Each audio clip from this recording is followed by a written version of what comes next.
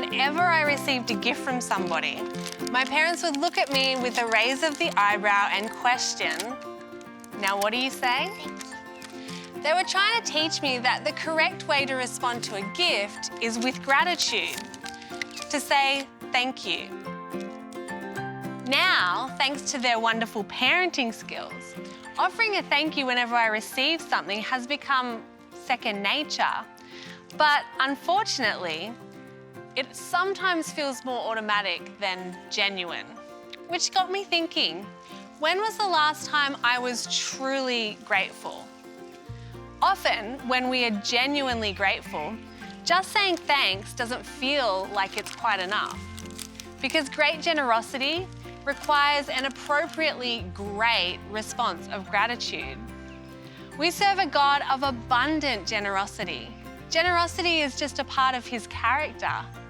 It's who He is. Psalm 145 tells us that with the opening of God's hand, He satisfies the desire of every living thing. How do we know this?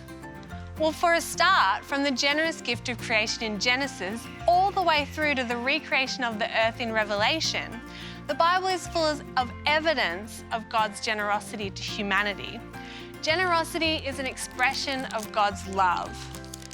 John 3:16 tells us that God so loved the world that He gave.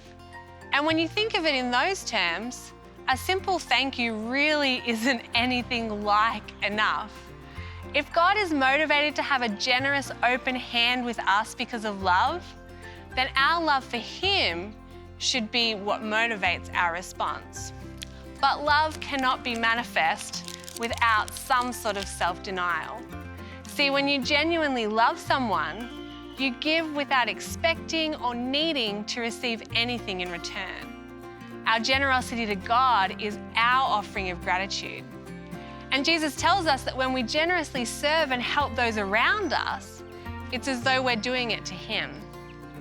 But one can still be generous without love. See, the Apostle Paul speaks about this, how we might give all our possessions to the poor and even sacrifice our body for someone else. But if it's not done because of love, it's not really worth a whole lot.